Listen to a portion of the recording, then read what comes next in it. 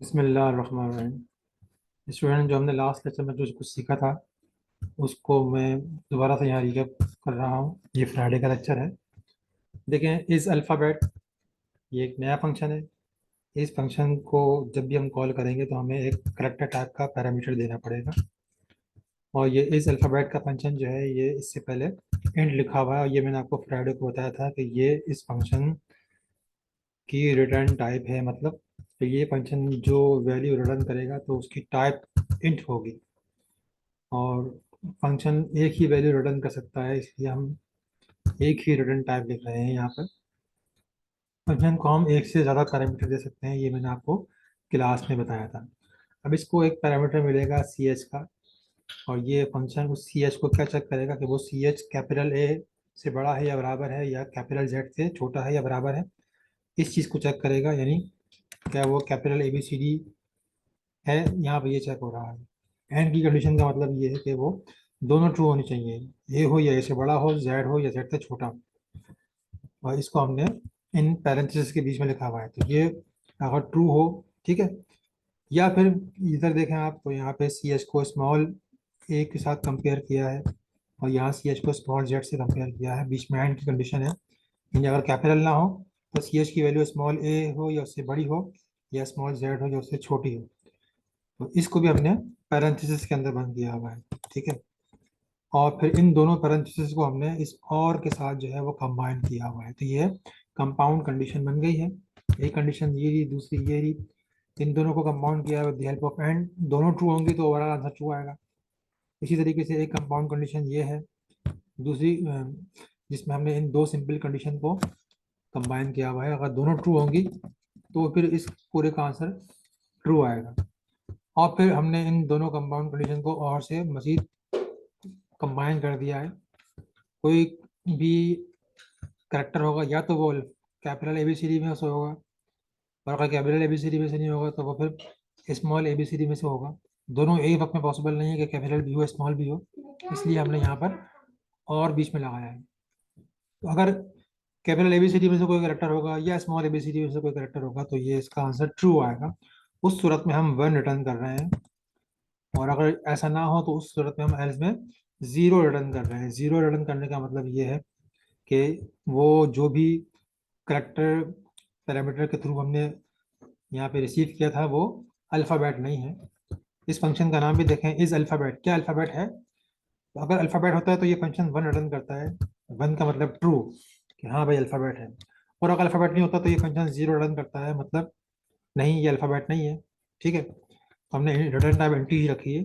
दो int value हम पास कर रहे हैं, रिटर्न कर रहे हैं, वन या जीरो। अब मेन फंक्शन में हमने देखें सी एच करेक्टर टाइप का वेरिएबल है, हमने कहा एंटर एनी करेक्टर। उस करेक्टर को हमने सी इन किया है, और यहाँ पर हम इस अल्फ़ाबेट से चेक कर रहे हैं कि वो जो करेक्टर टाइप हुआ है वो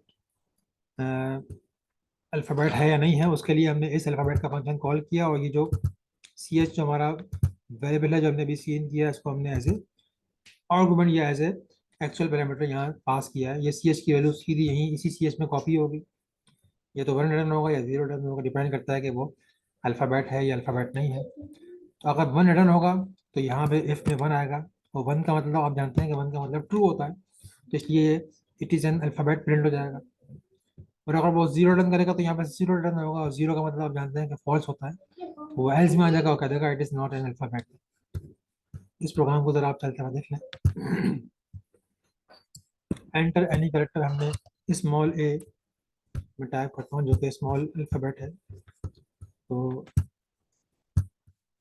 हमने एंटर किया तो इसने कह दिया इट इज़ एन अल्फ़ाबेट, ठीक है। और अगर मैं दोबारा चलाता हूँ और मैं कोई कैपिटल एबीसीडी देता हूँ, फॉर एग्जांपल मैंने कैपिटल जे दिया है, तब भी ये कह देगा कि इट इज़ एन अल्फ़ाबेट। अगर मैं अल्फ़ाबेट ना दूँ, फॉर एग्जांपल मैंने कोई क्वेश्चन मार्क दे दिया जो कि अल्फ़ाबेट नहीं है, पंक्चुएशन का सिंबल है, ये कह देगा it is not an alphabet. अभी सब कुछ काम किस तरीके से हो रहा है मैं आपको with the help of debugger समझाता हूँ। मैं इस प्रोग्राम को हम क्विकली डिबग करते हैं। ये हमने डिबग स्टार्ट किया है। अब नेक्स्ट लाइन पे आते हैं, और यहाँ पे अब ये सी इन होगा, ठीक है। अब सी इन होगा तो मैं इसका साइज थोड़ा बड़ा करता हूँ ताकि आपको सही तरह दिखाई दे। अच्छा, अब हमने टाइप कर दिया है स्मॉल टी, ठीक है। अब सी एच की वैल्यू है स्मॉल टी, ठीक है, जिसका एस का कोड 116 आपको नजर आ रहा होगा। अब यहाँ पे फंक्शन इस अल्फाबेट का फंक्शन कॉल हुआ है, तो ये फंक्शन यहाँ कंट्रोल यहाँ से ऊपर जो इस अल्फाबेट का फंक्शन है वहाँ पे कंट्रोल ट्रांसफर होगा। देखने हम ऊपर आ गए हैं, सी एच में वही टी कॉपी हो चुका है। अब ये वाली कंडीशन तो फॉल्स है, लेकिन ये वाली कंडीशन ट्रू होगी क्योंकि वो स्मॉल ए स्मॉल जेड के दरमियान होगा। तो ये इफ की कंडीशन यहाँ जीरो है और के इस तरफ वन है, जीरो और वन का मतलब वन ही आंसर आता है, तो इफ की कंडीशन ट्रू ही होगी।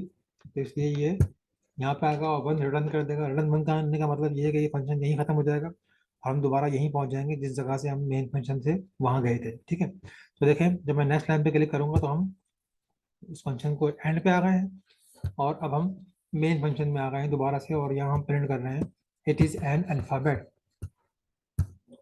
और ये अल्फाबेट देखें आपने प्रिंट होके हुआ देख लिया आप लोगों ने। और इसको एक बार और डिबग के थ्रू देखा चलाता हूँ मैं। अब की बार मैं अल्फाबेट नहीं दूंगा और मैं यहाँ पर मैं 4 दे देता हूँ, जो कि अल्फाबेट नहीं है, एक डिजिट है।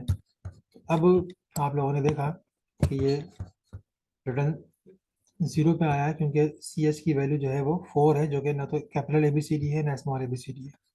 ये जीरो रिटर्न करेगा और जीरो रिटर्न होगा इस जगह पर। तो इफ जीरो का मतलब क्या है, वो फॉल्स है तो एल्स में आएगा और प्रिंट कर देगा it is not an alphabet. तो it is not an alphabet print हो गया है, ठीक है। इसको आप लोग लास्ट में ट्राई कीजिएगा आज।